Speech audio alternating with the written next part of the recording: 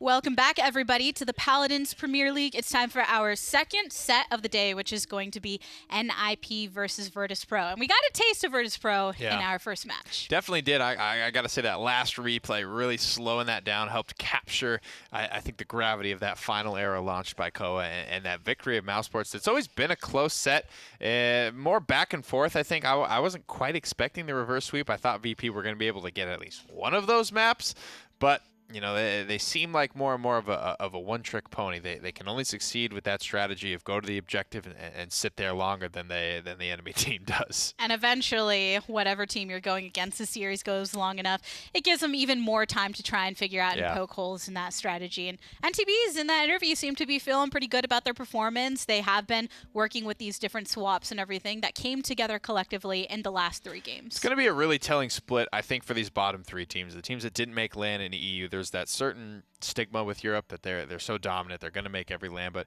the fact that we're only taking 2 teams nowadays, it makes the competition that much more tight, and you have to be that much better than the rest of your European counterparts. You've got veteran guys like Sheepa, like Peridot, like Bird, like Bonker, who I think this is going to be a very telling split for. I just tweeted this out, that the fact that they haven't missed the LAN up until this point, but they didn't look great in that last split. And this is either bounce back or this is fall to the wayside, in my opinion. They're either going to be easily swirling down in that bottom 3 with Mousesports or VP, or they're going to rise to the occasion. They're going to bounce back with Simsalo or Uber Spady, whoever the hell it is that they pick up, to get back in that conversation of greatness that roster is frankly used to dealing with. It can be difficult to break down exactly what the very issue is when you have all these members that have been playing for so long, have had such great play in the past, and even in their matches they still manage to stay within the middle of the bracket, within their seeding and everything, but just not quite pushing the envelope in the way that Fnatic and Na'Vi have been able to.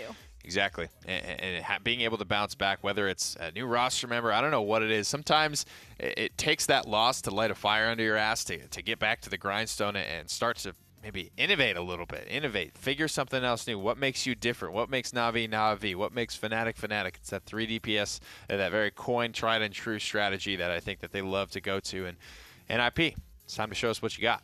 Well, we'll find out where we're going for our first map selection in this best of 5. And whenever we do have these changes in the roster and everything, and you don't know exactly how everyone's been spending their time up to the final moments of this match, I feel it leaves a bit more up in the air in the early stages of this split. And Brightmarsh, or Bright Fart, as Rain Day called it, is where we're going first. Bright Fart. Bright Fart. I've never thought of Brightmarsh in that way. I can see a world where it smells bad because you got the marshes and everything kind of working together for some funky stuff. I think the less Bright Fart justifying we do, the better moving forward. I'm just going to set that standard right now. All right, fine. No more Bright. It's Brightmarsh, everybody. In case you're a new person that came in and you're like, I'm so confused with what this name is. That's where we're going. The bans themselves looking very consistent with how they were in the first match, but Virtus.Pro banning away Cassie this time. Yep. I think this is probably the way we'll see most of these drafts go for the time being, at least in terms of these bans. Not much switching. I think Maeve, Makoa, for most teams, when we saw Makoa slide through a couple of times in that last set, I don't think that'll be the case for most teams. I think just because of how much VP value Terminus, that's where the issue is going to come into, that's being banned in that particular set, but I don't think we see that consistently across the board. Yeah. Terminus actually picked up on the side of NIP with Genos, and Xin on the opposite end, denying that combination for your opponent as well. And Bomb King, actually, Virtus.Pro, multiple players on their team throughout that last set playing it. I think at least 3 were just hopping around. Yeah, Mary Jane and Unlimited Power for sure. The Buck will come through. And we got to keep an eye on this NIP draft to look out for what is Simsalo playing here. He's traditionally a blaster player, so you got to assume the Dragos Bomb King is without a doubt one of his power picks and probably still remains, as well as Xin. Zinsalo was a nickname for him for a reason. However, he doesn't get either of those 2, and I think it's going to be hard to get him on either of those 2. And maybe that's even why we see the Xin picked so early, is because of Simsalo, because VP were not picking it this early in their previous set. So Simsalo, it's been a hot minute since we've got to see him within the PPL, and I'm wondering, in that time, has he maybe adjusted and found new comfort picks that we don't even know about, or basing things off of quite a bit of time where the game itself has changed and everything? But these are your compositions going into the first game. Who do you think is feeling best? Man, Out of the gate, I got to say I like VP's a little bit better. I just like 3 DPS a little bit better, and I think VP evolving maybe through their first set, maybe coming in a little bit hotter for this one, have an opportunity here to roast Ninjas in Pyjamas in their first game. All right, everyone, it's our second set of the day. Game number 1, Virtus.Pro versus Ninjas in Pyjamas. Let's get to it.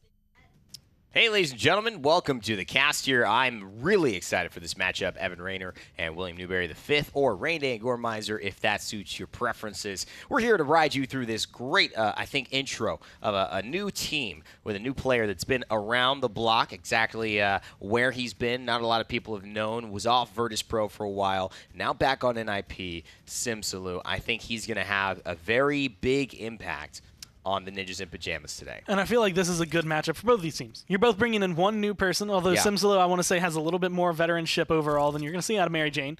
But you're still coming in with that question mark of how good are the other 4 players to make that guy look like he's been here the whole time. And I think Mary Jane, I mean, talk about a seamless introduction into the PPL. Virtus.Pro looked better than they did all last season. Yeah. And Mary Jane, didn't really miss a beat. And for a guy who flexes not really ideally onto front lines, but more so onto DPS, it was a nice showing from him. Simsalou's build, he was actually the one who kind of started Hot Swap running through the high levels of play in the fall land in November. He showed this off at Fusillade Drogos when it wasn't cool. And enemies hit by Fire Spit as well. Follow the Scent, a new card that Drogos had added into his decks about 2 or 3 patches ago. Hasn't been used very often, but combined with Masterful, combined with some smart play, he can add a lot of anti-heal onto an Elven Path that wants to stay alive. I'm really interested in this Propel 4 because I feel like that's a card that a lot of Drogo's players run. I don't know how many people actually run it at 4. The 100% increase as you go forward. It's going to fling you really far forward, which is really good disengage, which is probably going to play a big role here for Brightmarsh, just trying to get in, get out. Simsalou actually going to be the one to draw first blood. Absolutely, and Perudo right at home on this buck, but a lot of pressure. We know how good Unlimited Power is, and Madara has been playing lights out today. NIP still 60% on the objective. And Madara looking for the flank of the round side, misses the Impale Arrow. That's 6 seconds. He is going to be without his most potent ability, but Unlimited Power finds Sheepa in the downtime. Great pickups from the King. And again, this is exactly what I think Virtus.Pro were doing that was actually really good for them earlier on, where it's just trade in and out. Okay, I missed my shot. I'm not going to be able to get my DPS down right here. Unlimited Power, you got to take it away, and immediately steps up to get it done.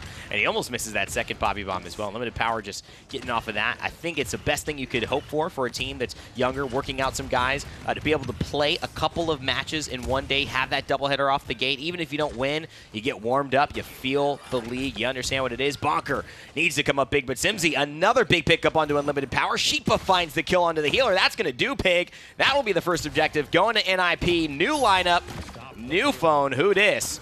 They are ready and off to the races here with a 1-0 lead. Mary Jane left in probably the most unfortunate position of I'm the only one left standing, the farthest standing forward, and there's a buck in my face. Not necessarily where you really want to be. There's a buck in my face. It's a little bit worse than poisoning the water hole. That's right. You get a shotgun in your face, you don't know what to do. That's right. And I think Perudo has been at home ever since back to Serpent Beach Torval Buck days, when Paladins Esports was kind of just on the rise here with some of our first online splits. And it has still been a potent combination. We actually saw it in the PGS today. And an interesting flank from Simsy, and this is going to be a kill, I would suggest, unless the bill is available. And it's not. Great pickup there from Simsy, and great flank as well. Double kill here. And he's already making that impact I thought he'd make right away, Gore. Exactly what he needed to do. And this is one of the things. He was a great player, but he was kind of brought down by, I want to say, actions outside of the game that I think, as long as he's personally made it past them, I think he can be very good, kind of excel in this NIP lineup, and I think that's exactly what they wanted. I think you yourself had said, as long as there's a team that's willing to kind of put that at risk. Absolutely. He's going to be worthwhile. To me, this isn't a risk, right? This risk can be avoided by, you make a mistake, you're off the team again. And we don't have to worry about what happened before. But if you talk about talent, you talk about needing to win. You have a guy with the talent of winning a Masters LAN and being a difference maker on Virtus.Pro that's a free agent. And you have this kind of moment. I don't understand a lot of the mentality. I'm going to save this for another time, but I personally think that Simsy should have been playing for a team that needed to win a little bit earlier than now. Yes. Verdict's still out, still got a lot to perform. A lot of teams could 2-0. They got a 4-0 to really start making a difference, and they got to win the set here. But so far, so good. Definitely for the pickup. And I'll tell you, as of right now, if you're NIP and you want to make it so you're not third place, you want to be able to contend for 2. For 1, this is the pickup you need. A Dragon Punch going to be coming through. Where are you going to try and fly with it? There's actually no one on Virtus.Pro around. Yeah, so you're just going to go ahead and take control of the point. I mean, he did a nice Dragon Punch. He said, okay, if they're going to play aggressive here, we've got to kill. But they all back off, and it's good play by Virtus.Pro. You can't take that away from them. Simsy a little off the mark in terms of just guaranteeing something, but maybe wanted just a little bit more. Great withdraw there from Madara to help the bonus damage, and now Unlimited Power fighting away. Sheepa's going to Power Siphon after cleaning up Madara, and now Unlimited Power may fall as well to the Stagala. Great Power Siphon. He's not going to find the pickup. Elven Path will come over to help out, and it's 62% and counting now for Virtus.Pro. To me, that Poppy Bomb made a huge difference. Just get distance between you and Terminus. That's what you need, and now you've kind of left NIP here without anyone to really step in. They're going to come in. Finally, Sheepa's back, but he's low already. Purdo's going to go down. All you need is one more kill, and you should be able to take this. Huge pick up on the Fire Spit. Follow the scent. Follow these hands. Double kill from Simsaloo. Looking to make it a trip. He's going to pursue this. Why wouldn't you? Fire Spit over in the corner. Hideout helps Mary Jane to hide out a little bit longer. But so far, NIP are back in the driver's seat, and I don't see this changing anytime soon. And a good spot for a salvo as well. Going to be able to get 2. Simsaloo going to go down, but the pressure that he applied for NIP is enough to get them the point. Exactly what they needed. You might have some kills coming down on the side of Virtus.Pro right after Sheepa, notably really low, having to fall back. But they grab this payload and they start pushing it. And I mean, I'm a big fan of the way Unlimited Power's been playing all day long. Him and Madara have been fantastic. But you're talking about a Drogoz where, you know, when he was picked up on the side of Mouse Sports, won 2 games in a row, it was a difference maker. And you're seeing that exact same thing happen here on Brightmarsh as well. The presence, the damage, it's the one thing that's shifting this Terminus versus Inara fight on the objective so far in the favor of Ninjas in Pyjamas. It's a really great piece of, I think, just coordination and execution that these guys are having. So far, I feel like the only thing that's stopping NIP from going full 100% push on this is the fact that their healing is only generous. If they had just a little bit more, if they had like Amal Damba kind of getting them and amping them up, and I think they'd be pushing a lot harder. I hear you. I agree. I think Bonker is really having to toe the line a little bit more than he used to. You can tell he's a little bit more uncomfortable. Just he's falling to pieces, and that's it. It's the walking the tightrope that they're having to perform here. But I like it, Gore. I mean, I think NIP looked good today. Yeah, so far, everything I think is running a lot smoother. And this is kind of what I would expect. Virtus.Pro were looking really solid against Mouse, but the wins they had were 4-3. They're looking kind of decent, I want to say. Better than they were, but not enough that I think it was going to bring them. And especially after a reverse sweep loss, this is kind of how I would expect them to be playing against an IP, especially with the pickup of Simsaloo. Oh, that's a really good trailing Fire Spit as well. You can do things like that with the new rocket speed. Fire Spit still moving as slow as possible. Bonker with a great pickup there, and now the pincer has begun. Elven Path, he's dropped out. It's a full wipe. And this is a problem. I think Madara, you got to run away. You got to get off the map as soon as possible. Can't be messing around.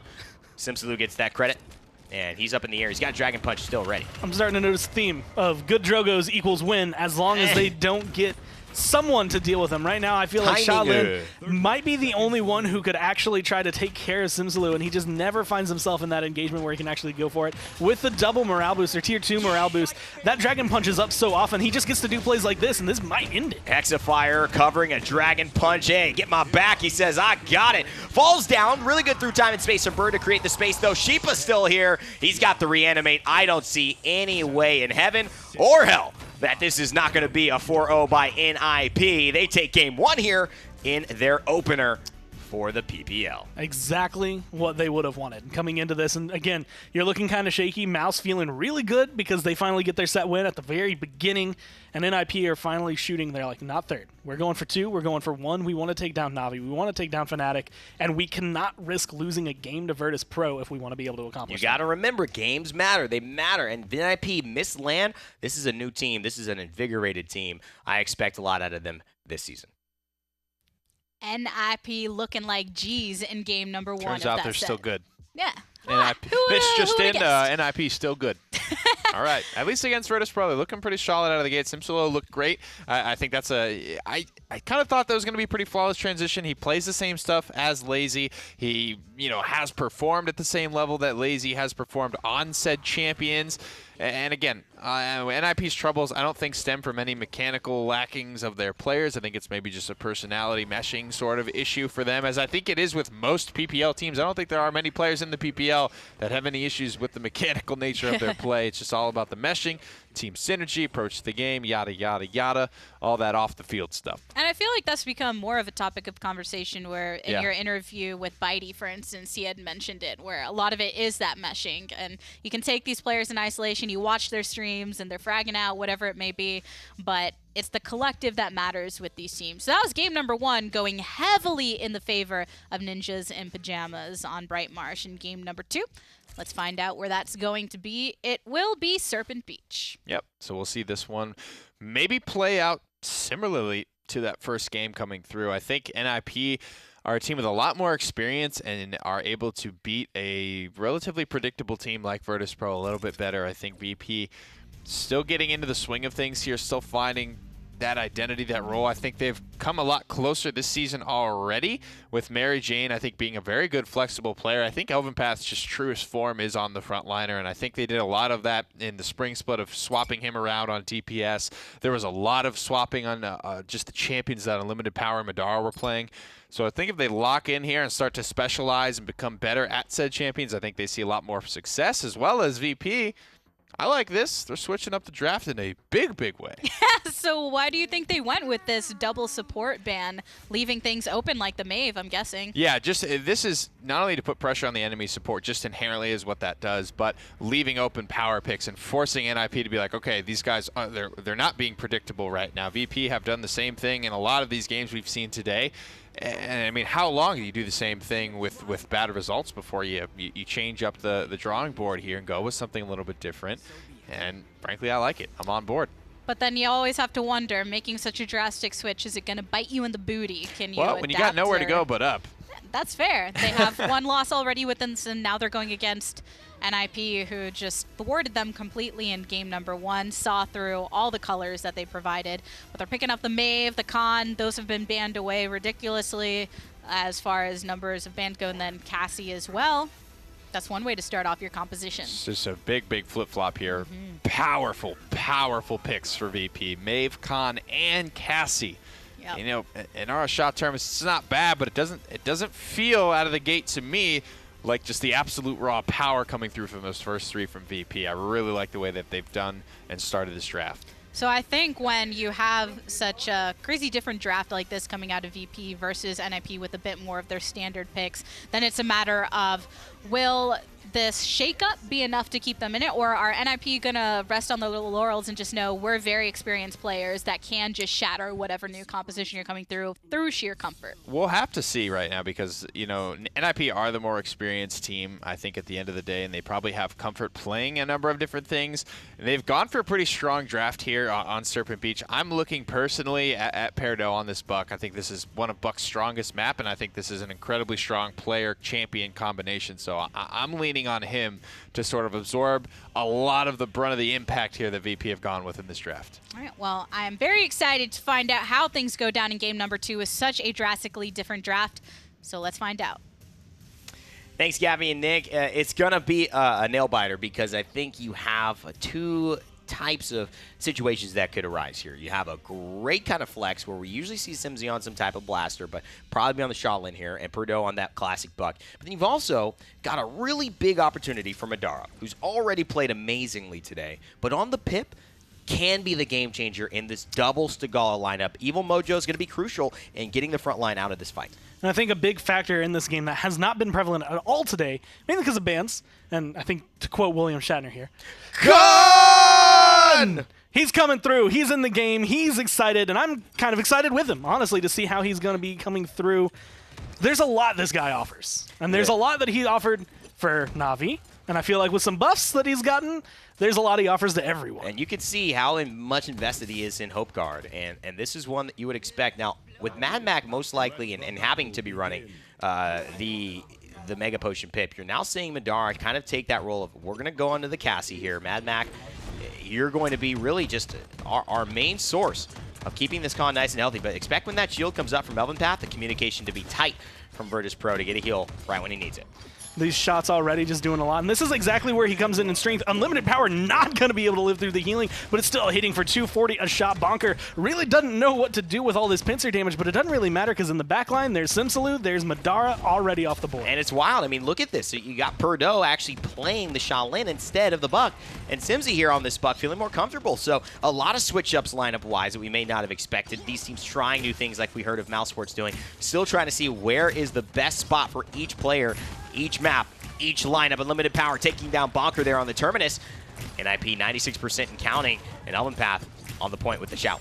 Doing the Elven Path thing, but it's Sheepa who's the one doing it. Just go stand on the point as the Inara, do exactly what you need. I think that's the first game I've seen Elven Path run to the side and never glance at the point. And it was good for them for the most part towards the tail end of that fight. Things start picking up. Now Mary Jane, Elven Path kind of pushing things forward. You can put Mad Mac down on the point, feel comfortable. But you're 96%. That is a 6th man. It is. And Elven Path has a really, a great idea. And they get Bonker on the zone, which is your best case scenario. Now you zone off, you dismount, you get damage, and then they're halfway with their health by the time they get back to that 96% 6th man, and that's exactly what they're going to do. Khan here has just been a big, big factor, and the way that they're playing, Mary Jane already has the King Bomb. The shield comes up, the wall, so to speak, but the Void Grip is there, the Commander's Grab, and Sheepa luckily finding a kill on the Mary Jane. Will that be enough for NIP to turn things around? Madara coming around the side. Shots are good so far, but the healing onto Inara is really the thing that needed to get shut down right there, but that's all that matters. One ult, one kill, and you've opened up the point. And that's what Mad Mac wanted, but a great convergence from Saris. Bird almost saves the day, but Elven Path, Madara, and of course Mad Mac with the deletion of one of the champions contesting end up grabbing the objective. NIP go down 1-0. Mad Mac had 90 health getting pulled in by that convergence. That was like one straight bullet could have found him and gotten the kill there, and he lives through that. That is impressive on the side of Virtus.Pro. Yeah, being pulled into that. He was one hit away, and it was that moment Buck kind of turned to get the shot and then died before he could actually fire. Well, it's just an incredible kind of showcase here of the little things that make a big difference. Minute 55 now on the point. We haven't seen this con show up today at all. It's been banned out, 100% ban rate, and now 100% pick ban rate. As it has been picked the first game, it has been not banned. Poppy Bomb here could get interesting, but CC immunity most likely coming through from Sheepa at this moment in time is going to deny that. Don't really need the 150 damage that does. You're more looking to get somebody into the water. Madara with a big kill. And now it looks like Sheepa might be able to go down here. And they finish her off. Madara with a double. He's going big, just not on the pip like we thought. The Cassie showing up and making moves. And just getting the pressure. Mary Jane, again, flexing around now back onto the Bomb King. And it looks fantastic so far. Probably going to lose this boxing match. They're going to be able to buy some space coming in. Unlimited power. Madara, just anything they can do together, they will accomplish it. You can see Bonker running the Crush talent as well. Been banned and competitive for a little while as some of the bugs got fixed now, and it is now available to be used. So that's done coming through in a big way, allowing just maybe some shutdown, or at least a pause, so to speak, as far as the play style that he can implore into the battlefield. And again, another stun, looking for unlimited power, but an immediate heal from Mad Mac. Boy, this pip play from him has been pretty dang good, Gore. Just on point, and of course there you get to see exactly why Maeve is incredibly strong against something like Terminus. That power siphon doesn't really mean anything to her. She just goes straight through it, gets the damage anyway. What? Not the boxing match I think you wanted to take as a Bomb King, but still leaving this Buck alive. Simsalud having a huge impact, but there's the healing once again. I'm sorry, he's bursting up for 900, and Buck is healing more health than he had through every single shot. That's not a matchup anyone wants to take. Bulk up Buck with reconstruction and deep breath. Dear God, that is a lot of healing. 15 seconds now, and an Evil Bonjo. If they can find a Terminus here, or at least just an Inara, that is going to be a really big pickup for Virtus.Pro. The question I have is whether or not they want to full commit to it. I do see Elven Path getting up onto the payload. They're going to start an overtime timer. The question is whether or not they're actually going to full commit. Are these ults going to come out? Do they feel like they can push it? It's really close, but I feel like that's a trap you can fall into, especially against a team like Ninjas in Pyjamas. Madara on 11th streak. This is bad news bears. Narrows the kinetics. He's forced the Earthen Guard. CC immunity, you're going to have to wait that off. Will they commit ultimates here? Madara has to get back. He's still alive, though. No chasing, and there it is. Unlimited power finds Simsalud. That's going to be the nail that kind of seals the coffin on this push. 1-1, NIP going down early, but tying it up with a good defense. Now, my curiosity kind of wanders into where do Ninjas in Pyjamas kind of put their pressure on this time? Because there was a lot that went right for Virtus.Pro through the beginning of that round, but I feel like you kind of have to look at Elven Path because of what Khan provides. You have to look at Maeve because if you don't, she's going to kill you without you knowing it. Yeah.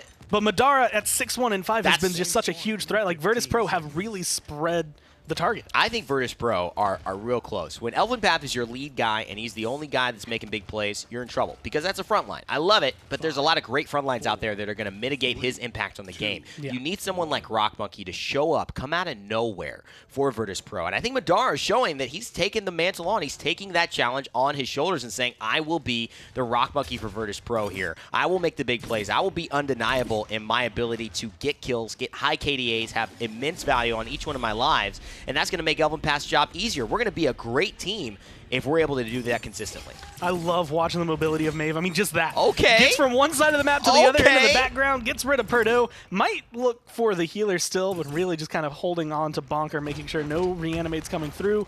You won't be around for the point. And that's a great play as well. Convergence here a little out of pocket, but Bird says, you know, it's most important that we just get this unlimited power Maeve off the battlefield. It's their first pick. I'm just going to solo Convergence it, and I like ults being used in that way. Smart from the captain of NIP. Nice positioning coming down. Simsaloo eats a huge blast out right there. Still going to stay alive, though. Mad Mac forced to fall back. And this is, I think, where NIP can really take advantage of the fight. Bonker going around the side, trying to create some space, get back on the point, and stop the people who are causing the most trouble. But Mary Jane gets a double, and Elvin Path picks up one. Yeah, I mean, it was a really good play from Mary Jane to find the damage there. The King Bomb's still available. He's going to use it right now, trying to pick up Terminus. He will. Bonker has the reanimate, though. Question is he going to elect to use it? And he's not. He's going back to base. Simsaloo, 495 health. That bulk up just intermittently not available, but look at it, 96%, 99. The wall is there, and Virtus.Pro, they're going to capture another one. Looking really good on this map. 16's a magic number right now. Madara is on a huge streak with the way things are going. I think still with only the one death that he had coming into this round. So being able to play this the way Unlimited Power is using this mobility, they have so many threats that it's difficult to take down. Madara, of course, after I mentioned him, has to die. Yeah. But, you know, giving that 16 streak to a Shaolin normally doesn't hurt until the heat haze pops off. It certainly doesn't. At this point, though, I think, you know, Unlimited Power is doing a great job playing patiently, but he gave up that high ground a little too much. He just must not have had a heal on him. I feel like that's the only thing that would persuade. And Pip, it's a lot harder to sustain the poke battle when you don't have, you know, a constant Luminary Mark or something like Maldamba Mending Spirits. When you got to get that big burst, you're saving that for the tanks. You're saving that for those big moments. And Elvin Path, what's so great about Khan, he doesn't even need the burst. He's got his own burst, 960, even after Cauterize was applied to himself. And just, it's one of those moments, normally if you're Buck, you have 3 seconds left until you finally can just heal yourself right back up. And you jump into a front line, not the end of the world. You're like, okay, I have 500 health, they're going to get a couple shots off, it's going to be close, but I'm not dead. Until it's Khan or Makoa. And then you jump into him and you're like, well, there was, I mean, it was a nice life. Yeah, it was. And I lived it to the fullest. And I love, you know, I love taking that approach. You know, you do your best. Sometimes you just get in these unwinnable situations. Limited Power, he's been really disrupting the ease of play for NIP. He's been causing a lot of mismatches. That's a really good crash, and he almost gets the trade onto Bonker, but Bonker has one more Massacre Axe swinging him and shuts down the flank before she can do the same to him. I think it's impressive how far Virtus.Pro have managed to get on this push.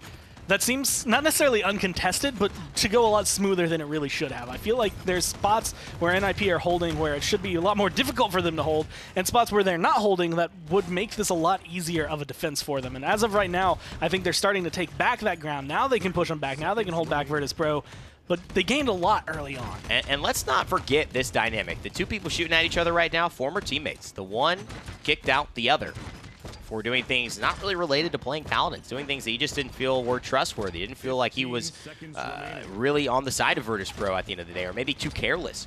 And it ended up in Simsaloo not being able to play for quite a while.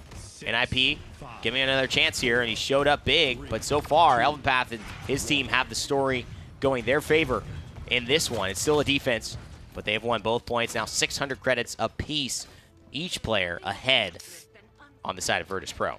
A lot of ults online coming into this round, but I think the two that are the biggest are actually on the side of Virtus.Pro. Obviously, Evil Mojo is going to be huge no matter what, especially against a double frontline, especially when they're both the Stigala, so it's Inara and Terminus that you're trying to get rid of.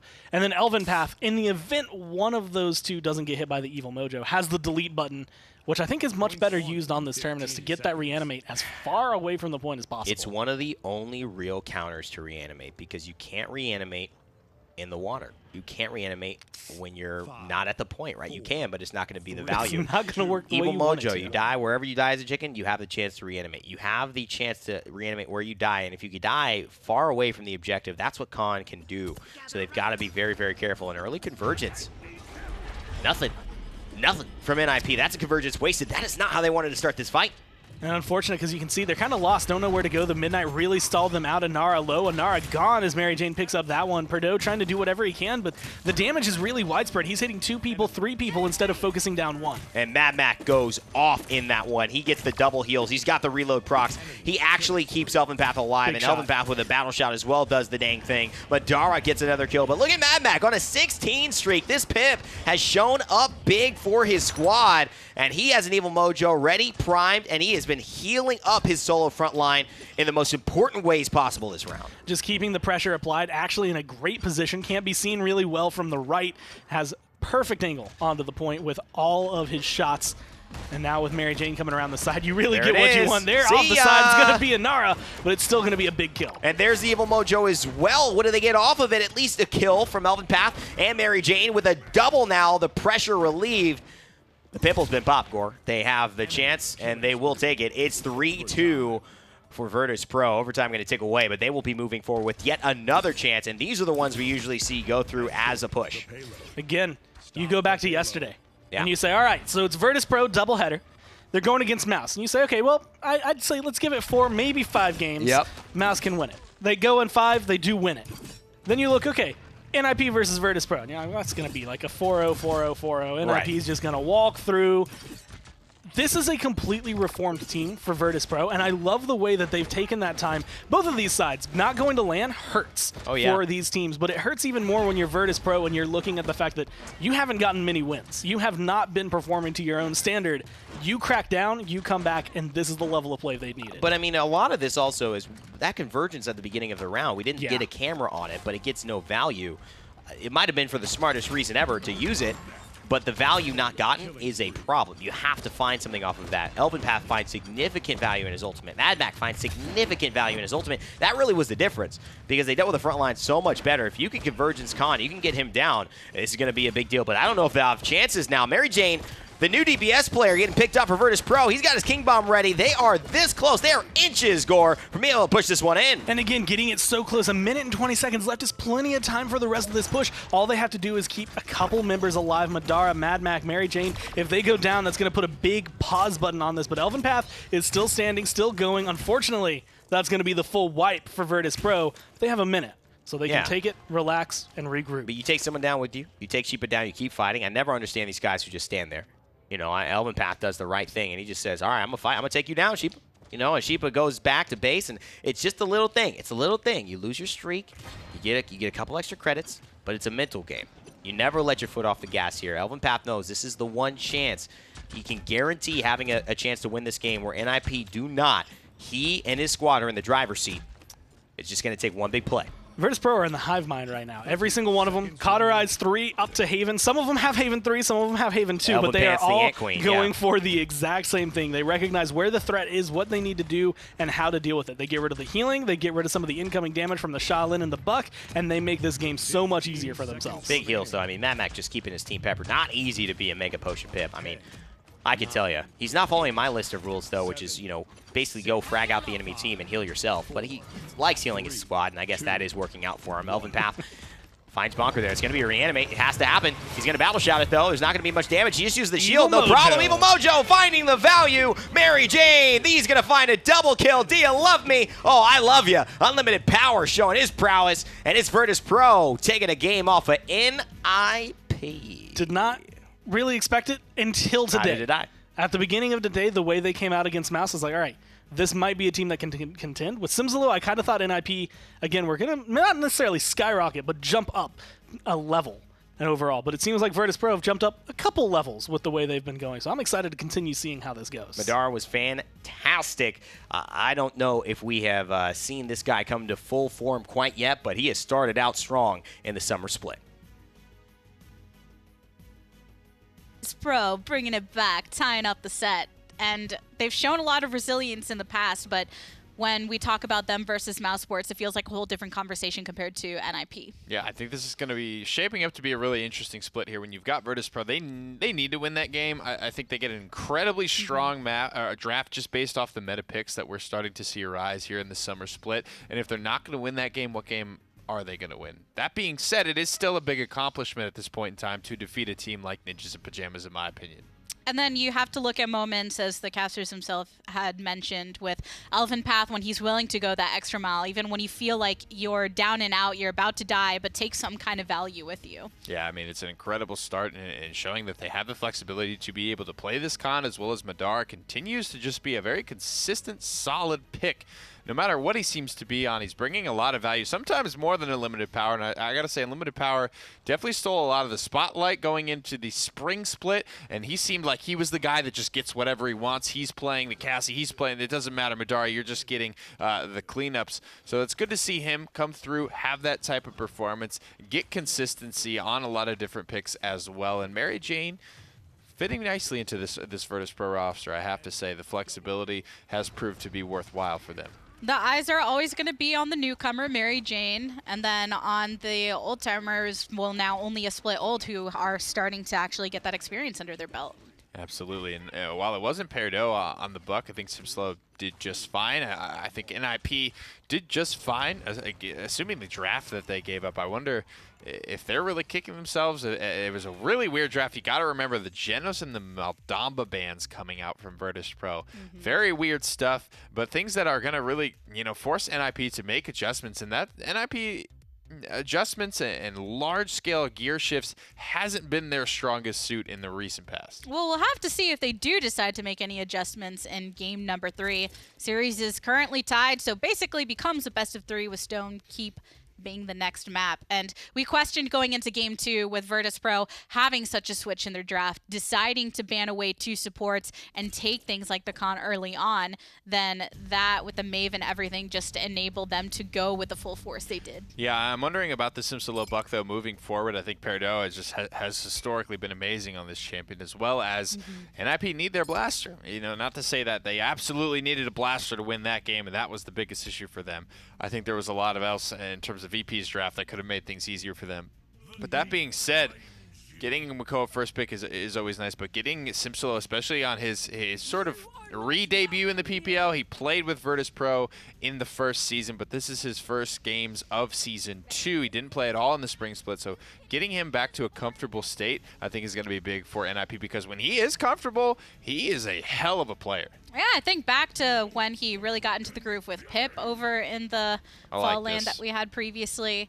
And right now, it's Drogos, which we saw in game number 1, very strong from him in combination with the Buck and the Makoa. So maybe this means we'll get Sim on the Drogos as well as Peridot on the Buck. Yeah, I think this is a much better start to the draft here for NIP. There's nothing you can really argue about a weakness so far. I think VP they're getting good stuff. They got an Cassie, they get their Bomb King as well. But these are my favorite games of the PPL. When these are my favorite games of Paladins period. When it feels like everyone got everything that they did want, and we just get to see them clash with the full fury of the draft. And it's always a very different feeling when games are lost in the draft, because then you just see kind of this break apart as things go through. But maybe we'll get to see a Talus. We haven't seen him for a hot minute. Yeah, I mean, we are going to see it here. Peridot has played this a little bit. No one's played it in a long time. VP, it's interesting to see them come through with this now, and it's a good pick, I think, against Ruckus. The ability to just shred through him very effectively. He brings Antediluvian, so the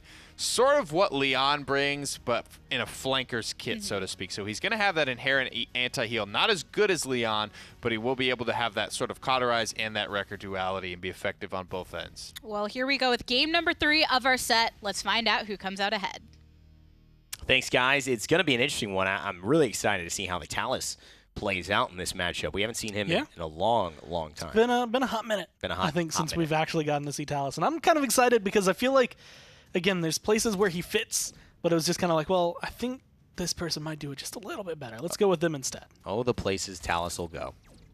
It's a Dr. Seuss book waiting to be written. I'm just saying. That'll be your next. Well, it was the Christmas special. Yeah. But instead That'll of be my next covering a team's history, oh, the places you'll go. It'll be, oh, the places Talus will go. Talus will go. I may choose a different champion. little bit of someone that has a lot easier rhymes than someone Talus. I like playing a little bit more. I enjoy Talus a little bit. Not my favorite, but Elmbath loves him.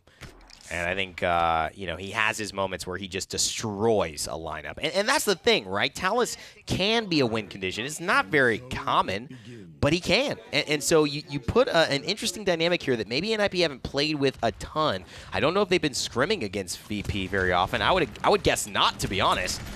And at this point, though, this Guts, you're going to have to take Guts to go into a lineup like that. Bonker just deletes him right away, leaving his Guts on the floor. Antediluvian at rank 4, but Guts at rank 5. Trying to do a lot, but not given a lot to work with in that kind of instance. That being said, Madara, on the other hand, going back to the Cassie, still feeling comfortable on Cassie as well, and maybe able to come out of this matchup. Perdo, though, with the bulk up, just that healing is too good. Hey, he hit him with the disengage for the kill. That was not common. 200 health. Oof. Never got so much value. Finds the Drogos, gets the blaster out of the field for NIP. Virtus.Pro looking pretty good despite losing the Talus early. That did allow them to control that right corner, and maybe that's just all he needed to do. That was 100. It was Elvin Path just going in and say, look, I have one death. I got to get it out of the way now. Yep. Once it's out of the way, we can start actually playing, and that's exactly what's happened. I mean, right now, he is pressuring a lot. Mary Jane back in the Bomb King having a phenomenal performance. Madara still looking not necessarily flawless on the Cassie, but really solid with the way these kills are rolling in. Madara's having himself a Rock Monkey kind of day where you say, who is this guy? Where is he coming from? And, you know, obviously Rock is now considered maybe the best player in the world across both regions with his efficacy on the Bow champions. And right now we're seeing Madara have that type of lights out performance. It's close because, of course, the caliber of teams, I think I'd still give Envy a higher level. Yeah. But overall, I mean, Madara has been lights out better than any other DPS on both these teams right now. Yeah, especially with the way it's been today. I mean, very consistent. There's been some downtime, I want to say, with the 4-0s that Mouse was able to apply. But again, it feels more like the team overall than it was specifically the player. You can't really do well if your team's not doing well. In this case, your team's doing, they just had to stay afloat. And as long as you have a performance like this on Cassie, you're the thing that can really pull them in. And it's the speed with which he's switching targets, which I really just want to comment on. Madara really conscious about finding damage in the backline. Even picks up Perdo there. And it's going to be important. They do find Mary Jane on the BK, and his flexibility started to take note. In the earlier set, they made some mistakes. We had some people actually commenting on his ability to flex damage-wise, and he was flexing onto Fernando or Barrick, right? And that was also one Bomb King game in that best of 5, but it wasn't enough to really see his potential. He's shown up as a really nice secondary threat for Virtus.Pro here, giving Elvin Path and Madara some room to work. This is feeling, again, pretty comfortable. A team that throughout the first split did not feel like they had an identity. Yeah. It was all over the place. One week you get 4 front lines. The next week you are flexing around on things that, again, no teams had really been practicing, right? I want to say. So now coming into it, having something where it's like, okay, this is where your role is. This is what you're trying to do. This makes sense as you for Virtus.Pro. Well, let's not forget about club culture and clubs against club culture. I thought you were going to say Club Penguin. No, I wasn't. I wasn't. But what I'm saying is these two teams are known for kind of going at each other's throats. Virtus.Pro, actually, when they first got their win in the PPL for the first time in Season 1, it was against NIP. It was this Talus that did it. It was a Talus who wasn't even played at the time that did it. We're starting to see any similarities? I mean, the way things are going, it's definitely looking comfortable. Elvin Path feeling at home, even though he's not on his front line, and being able to get a lot done with this work. Madara creates some space for him. He gets in. He travels out if things get a little bit too close for comfort. Yep. Right there, a beautiful hook from Sheepa going to be able to stop him down. Madara going to get taken down for Perdo, so that's going to create space now for NIP. And NIP looking very solid on the hold. I mean, it was definitely a hard-fought defense, but it was a defense nonetheless.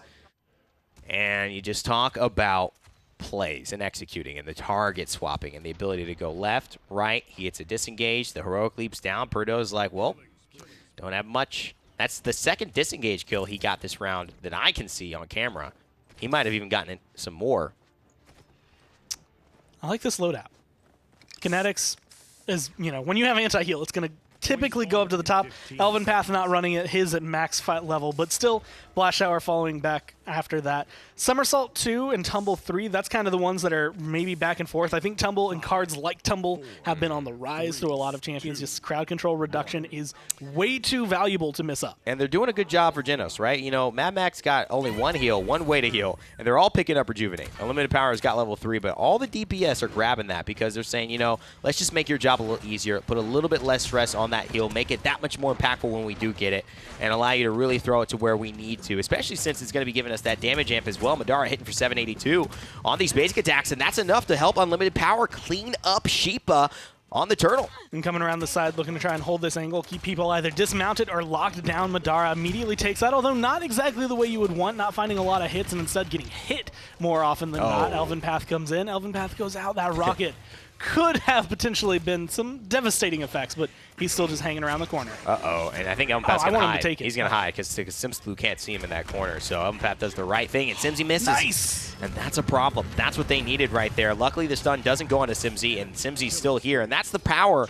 of missing but staying alive with your Dragon Punch. You could still do just as much damage or more. You open things up for Perdo, who finds himself a double, and NIP right back in the driver's seat. And great repositioning. It comes down to it, okay, you're not in the middle of the point, you're not out in the open, you're right in this archway that no one else is looking at you. You turn around and immediately you just have free rockets, free kills laid out on a silver platter for you, so it's exactly what you needed.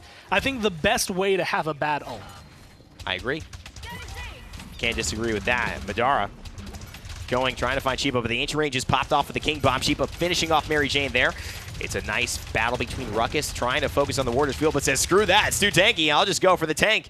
And Bird helps to clean up Unlimited Power. It's going to be NIP, I think, progressing here with this objective now going their way. What a neck-and-neck battle, Core. These two teams are really at each other's throats. I mean, here. back and forth, tug of war is the only way I can really think of this matchup as it is right now. It looked relatively strong for NIP early on. I think they got that first map, and that was their comfort. Yeah. Now they're starting to feel, okay, Virtus.Pro is definitely someone we have to worry about. This is a team that is not going to be easy work. And like you said, probably not scrimming a lot against each other. And when it comes down to it, I'm sure there's a lot of people who are kind of like me, where it's just you were sleeping on them. You were looking at it like, man, Virtus.Pro didn't look good last split. What's going to change now? Right. They've spent the last month that everyone else has been at LAN grinding. Well, there's a couple, you know, and watching. That's another thing, too. Fortunately, they weren't there watching NIP, but they were learning the meta. They were learning what works and what doesn't work, and they were really making some switches. I think what's most impressive for me from Virtus.Pro today that they can tip their hat to is the fact that they've kind of really put Mary Jane into their lineup so seamlessly, and that he has had an impact, that he has not looked like a weakling. In fact, looked very strong in a lot of moments, giving them flexibility on the front and on the damage side of play. And so I think this is a great sign going forward into weeks 2, 3, 4, 5 coming up very soon. The way things are going, this archway, probably the hardest part of Stone Keep to actually push through, but with good healing and good pressure, you can make it around this corner. It's just difficult, because it does kind of pincer everybody into one area, and when you have members like Virtus.Pro, you can kind of systematically teach them off. Bonker going down, Perdo picks up one. Where Simsalo finds a kill, though, will make the biggest difference. Where's Simsalo right there? I don't know. He jumps in, jumps out, and his movement has been really good because Perdo, very low, but finally Madara can pick him off. Simsalo still alive, despite Madara looking for him. Dragon cannot be tamed, but the rest of NIP can. Bird running the infamous cactus head dress that Spunky has kind of made famous by putting that on his Maldamba every game I've seen him play since that came out. Battle Pass feature. It's a good head. It is. I'm all about the cacti in chat. Is up there with I think my favorite one just has to be Shaolin wearing a bag on his head. I don't know why. Shaolin. But that one just makes me laugh. And, you know, Lex with a front. They're all great. I can't really choose one. Shaolin's the smuggest man in the realm. There's no way he would put a bag on his head. It'd be like a joke. No, someone else put it on him to make sure that he would stop for at least a little bit. I think that really kind of shows his style as well. Just this stereotypical, you know, smile, the two eyes and the smile. Shaolin, dude. Coming through, fragging out in a lot of games right now. He's the most Western.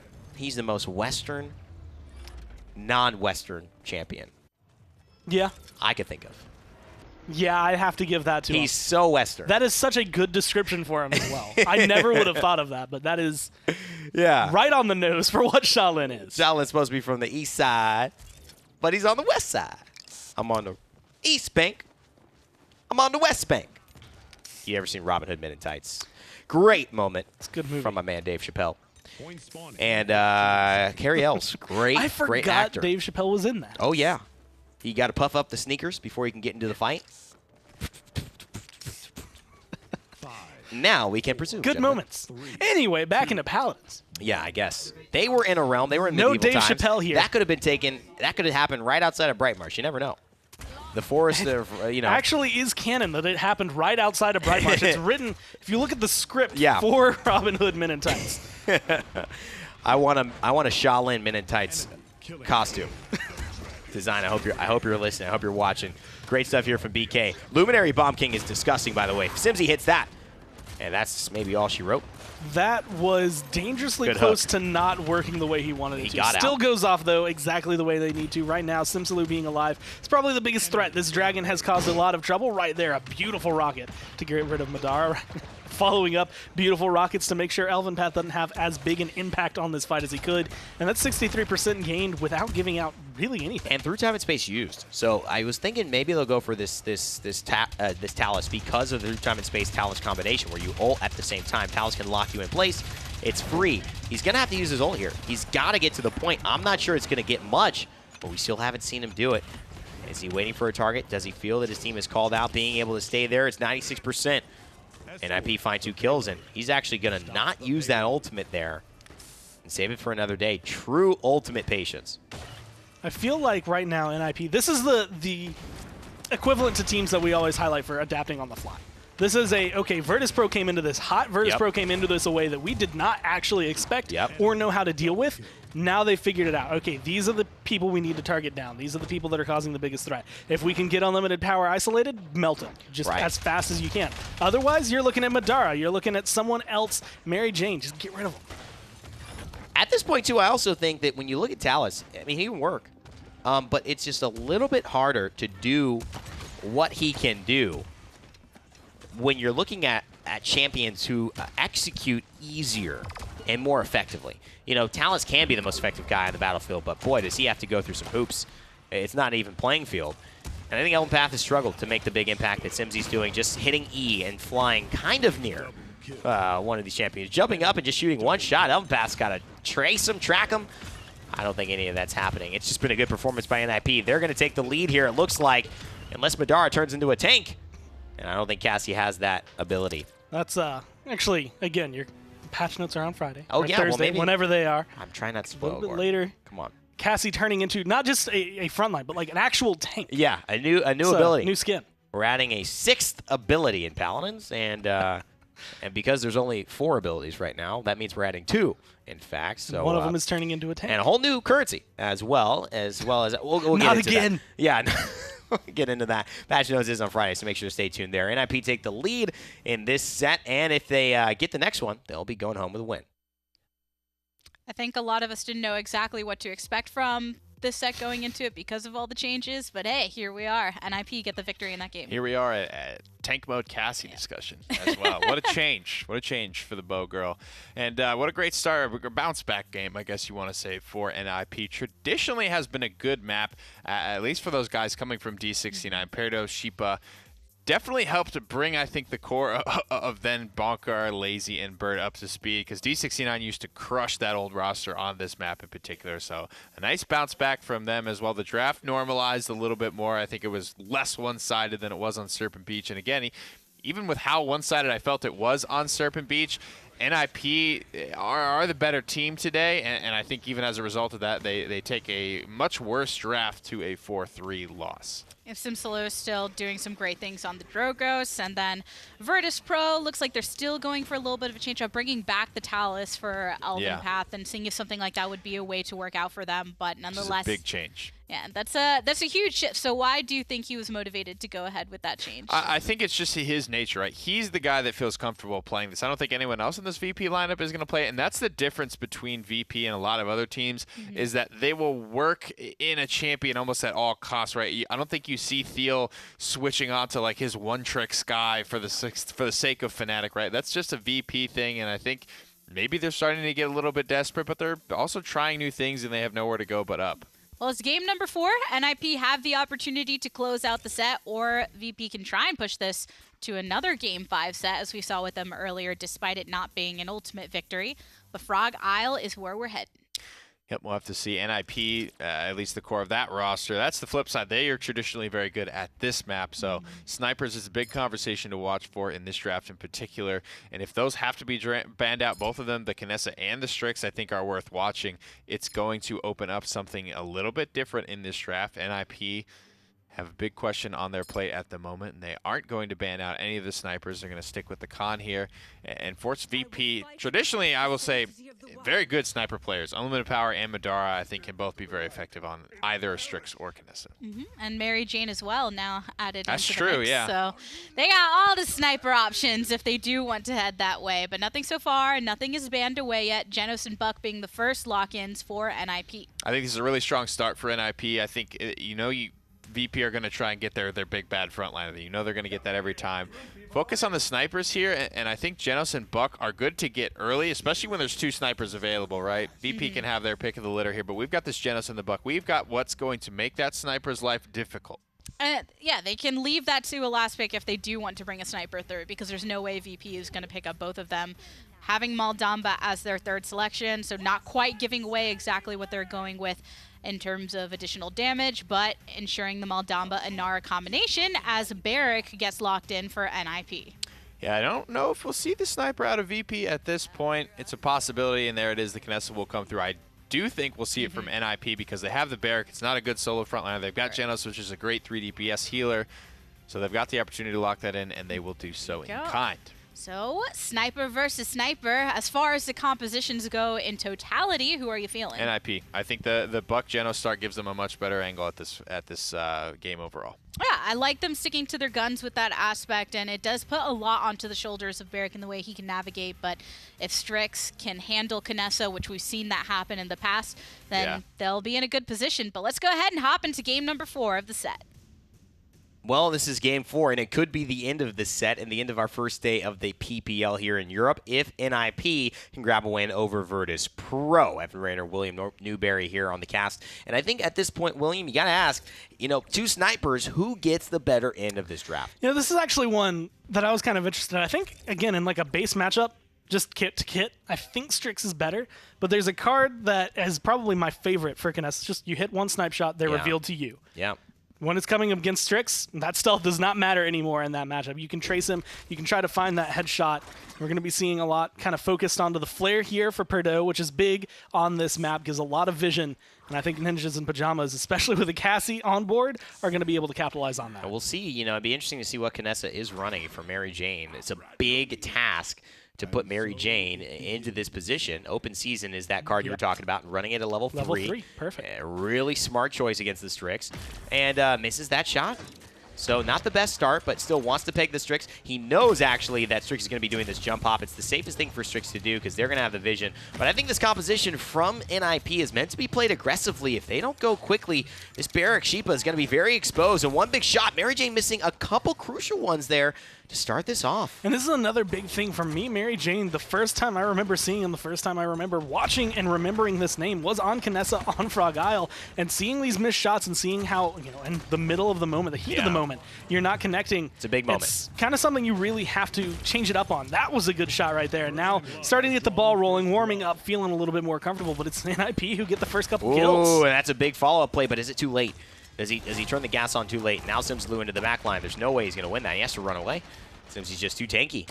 And Elven Path now back on the point, 87%. I mean, Virtus.Pro have done what they wanted. They've cycled their 2 frontliners. They've kept Mary Jane alive. Simpsy has to make a move now, and I think that's what this NIP lineup needs. They can't be passive here. Otherwise, it's just going to slowly tilt towards the way of Virtus.Pro with the 2 frontlines. I really love the aggression there onto Simsaloo as well. Just get rid of the thing that's trying to pressure out your sniper. Give Mary Jane space. Once he has that available, he can start going through, but it doesn't matter. There's a Cassie on the other side that's just getting these shots after shot after shot, and that's exactly what they need to be comfortable if you're Bonker. And Perdo is taking a really beautiful angle here.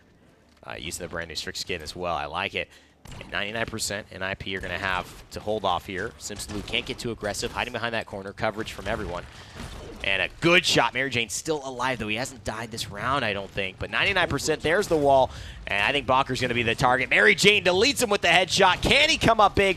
Big shot missed there by Perdot. And this is going to keep Madara alive. He has to go in with the pistol gore. But is it going to be enough? They finally kill him off, but it just doesn't seem to be going the way they want. Unlimited power. It's a big shot to the face right there, though. But the problem is the point is where it matters most. 99 to 99. And they get the one kill. Sheepa, that matters. I love it. Gore, you know, they got to be singing there. Mary Jane misses so much early, doesn't have a great performance, and all of a sudden, Perdot looks like he's going to take control, and Mary Jane gets the chance to get the headhunter, makes a clutch pickup onto Bonker, the Cassie, who was swinging things their way, and then the front lines from Virtus.Pro do the rest. Patience coming down from Perdot, trying to figure out when he can peek, because that angle is being held impossibly well by Mary Jane. Bird going to get him down with the through time and space, and that opens up so much for NIP to jump in. And I think NIP definitely have potential to win this matchup. It is not out at all. I think Cassie can swing this fight in any second. Yeah. But they're going to have to rely on her. I think Bonker has to, you know, in my opinion, MVP has to beat a Bonker in this game if they're going to win. I think Virtus.Pro's lineup is better at just standing there, holding ground, opening up room for their sniper to play around. And at this point, the push about halfway done. Force Perdot into a relatively advanced position. He's going to have to fall all the way back if he wants to hold some line of sights here and not be in Mary Jane's target. And again, he escapes with just a sliver of health. And this is where I think the big difference was made. Earlier, when we saw, again, NIP kind of taking the reins, taking control of the game, it's Bonker on one side, Perdot on the other. You're kind of pincered. You don't know who you want to look at. And then things fell apart because Perdot missed a couple shots, very key shots. And Bonker was kind of left exposed. Okay, Cassie's the one dealing damage. Kill her. Right. We don't have to worry about the Strix. As long as these shots are on point, I think he opens up a lot of room. But like you said, you really need the Cassie and the Strix to be able to perform at this level. Otherwise, Mary Jane's is going to eat through you. The Cassie really opens up for the Strix. The Strix opens up for the Cassie. The problem is, right, there's no front line on NIP. Barrick is not considered a front line against an Inara. He is considered just a toy. A head that has to just try and buy as much time as possible. At this point, with the Ruckus as well, Virtus.Pro are in a prime position to continue this one up. NIP, if they're going to win, have to go all the way to the back line quickly with all their resources and make something happen. That kind of play is something you need. You either need to snipe out this sniper before she can snipe anybody on your side, or you have to send Simzalo with one job and one job alone, and that's to get into the back line. Mary Jane's 9-1. I mean, you just can't, you're not breaking through the Ruckus and the Makoa here. Excuse me, the Ruckus and the Inara. So how do you do that? Do you just commit Gore? Do you just send Bonker? Do you send Simzy? Who do you send? I mean, that's the big question earlier in the game. Simzalo did try to go back there. He missed the heroic leap onto the ledge, but it really didn't matter because he jumps up, there's a Kinessa and a Bomb King. Yeah. And then he falls down and there's a Ruckus and Nara. Like, you were not going to come out of that alive. And what a beautiful set of shots. Bonker gonna get taken down. Do you love me, Mary Jane? Oh, boy, with the headshots. Bonker had to swing this vote, but it's not going to happen. Mary Jane steps up big from PGS to PPL to headshots on world champions. He's stepping up big. And now just holding the angle, ready to go. Strix really is not holding up a light to the fire that is burning under Kinessa. She is going hard, and honestly right now, 36% comeback mechanic for NIP. There's still a lot of room, but with the way Mary Jane is playing this, MJ is finding the shots. This is MJ game 6 right here, but you know what? What a resilient response from NIP. What a resilient response. Sheepa with a double kill. No, don't get ahead of yourself. It's exactly what you don't want. Mary Jane finds a little bit of an opening. Mary Jane's been so effective, and I think Virtus.Pro smart to back off as well. NIP just stick to their guns. They lose Bonker early, but they bounce back in the best of ways. They just cannot lose anyone here on the zone, and they're keeping Simzulu, I think, farther back this time around. A good headshot right there. Going to be able to follow up Perdot. That was what the team has been needing this entire time. Now Bonker, free to run forward, free to get damage. What a play. Perdot. Talk about world champion. Not able to grab that title. Won the DreamHack Founders Tournament. I believe won the Masters LAN with D69 back about a year ago. And still not able to get that title, the elusive title for a lot of these guys here. And I think it's important to note that at this point he has made the biggest play there, taking out the sniper and giving NIP now a second chance in this game. And admittedly, I mean, we just got off a whole month of lands. This team and a lot of players that have played with these guys before have said it felt weird being in a land that didn't include them, that didn't have a lot of them available. And so it was a different experience. And I think, again, that kind of stokes the fire under you when you're sitting down and you're like, man, everyone else is at LAN, everyone else's experience. We're sitting here having to play ranked because all the teams we want to scrim are gone. Yeah, I agree. It's a really tough one. And the way NIP are playing this is really poised. You know, they're moving forward with Bird kind of just escorting the payload, and they're letting Sheepa and Bonker just generate a lot of damage and a lot of space. Simsy's just creeping in on anyone who gets low and forcing them all the way back. And they're just going to walk this one through the park. It was an excellent kind of recovery. It was an excellent a couple of individual plays, I think, that separated them. And Perdo leading damage that far, you could see he's just shooting a Nara, but he's also shooting and hitting a lot of his shots. So 9-1 at the end of the first round, 11-2 now. Got 2 kills. They were big kills, but that death, I think, was the biggest key. NIP, comeback mechanic, you get rid of Mary Jane, and now all of a sudden you move in like it's nothing. That point is easy to capture, and with the way things have been going, you can feel Perdo, I think, finally stepping into the role again. Kind of a warm-up where it's like, okay, now I know where these shots are going. Now I remember the Strix kind of extending back into the champion. Oh, yeah. I know how to get this done. Those headshots are so important on Strix because it's 1,200 to 1,800. 1,800 is one shot away, and you're guaranteed a death. You know, when you have a 1,200 shot and you get Haven onto it, it starts to be a little, you know, floppy noodling, right? It's in for those 1,100s, those 1035s, and you're just like, this is not really feeling like a sniper. It's feeling more like Shaolin, and I take a little bit longer to load my weapon. I don't have burst damage on it.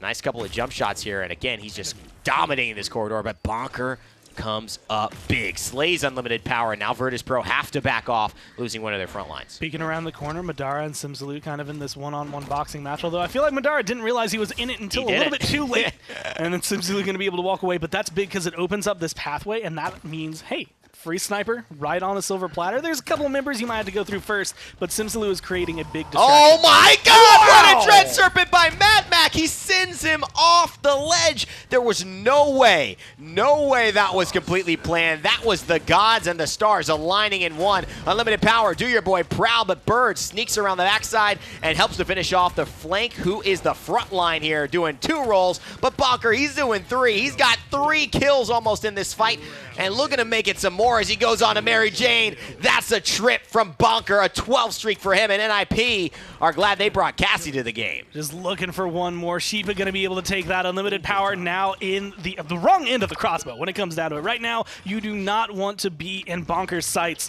and that's going to be 99 turning into 100 for NIP as they pull it ahead, and now they're just looking to maybe completely close out the set. And this is where you really got to give up, you know, credit where credit's due. Bonker, from, you know, the beginning, I really thought was going to be the swing in this matchup. Could he find kills? He finds unlimited power super early in that battle. And you got to say, unlimited power, you can't die like that.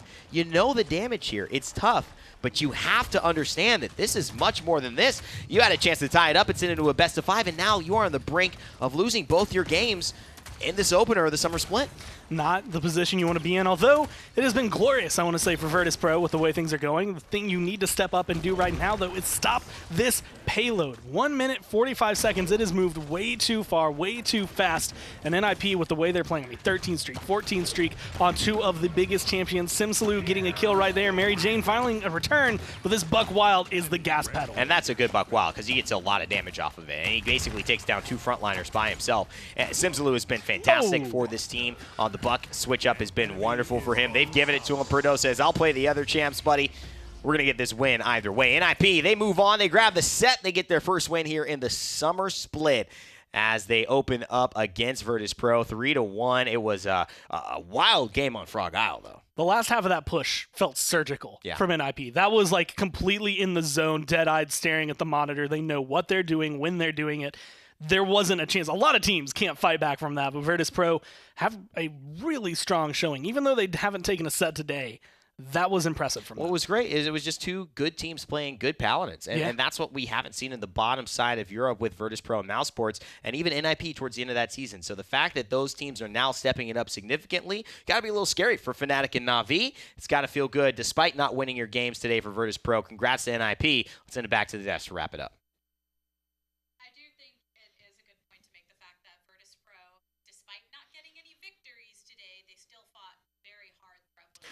Yeah, and it feels like they're not playing like any corny style of Paladins like they were known for in that spring split with the quad front line or anything sort of weird like that.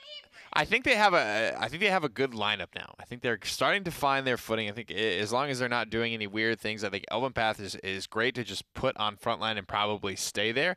And I think if the rest of the team is allowed to specialize and flourish in their picks as well, this could turn out to be a very scary roster. Again, you have to remember that they started slow in the first season, but by the end of it, they were first seed. So I'm watching out for that again, and there's really no reason that I can't see that happening again here in the summer split. I think Mary Jane had a good showing for first appearance in the PPL. Yeah, absolutely. Dara and Unlimited Power coming into their own.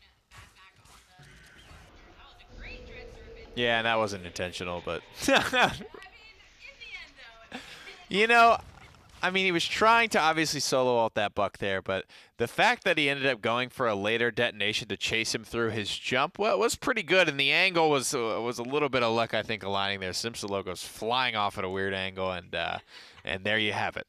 still a nice highlight. But on the same Absolutely. NIP, they have been around for quite a while, and you saw Perdo being Yeah. able to just track Nessa at one point with double headshots in different locations, which was just a beautiful play from him, and being able to just lock down around the objective. He's a hell of a player, mechanically gifted for sure, and that's something. That's a reputation that's always kind of carried alongside of him. He picks up the Strix and has no problem driving home a lot of those big shots throughout. Had top damage, which is easy to do on a sniper, and so you're almost expecting that a little bit of him. But when Mary Jane is having a great game, I think 9-1 he started. That is even more impressive of a feat to me, that he's able to find those angles. And I think it goes back to NIP. They just have a draft that's able to control more space there with the Buck Geno, specifically kind of the Buck. There's so much room for error with Simsolo unless he gets Dread Serpented off at a 45-degree angle after being precisely lined up and calculated and counterplayed. But outside of that, I think there was room for Perdo as a result of Simsolo having so much map control to be able to do what he did. Yeah, going back to both sides, their performance right before that moment that we just saw, or we're talking about with Perdo, where when he went and actually hit Knessa.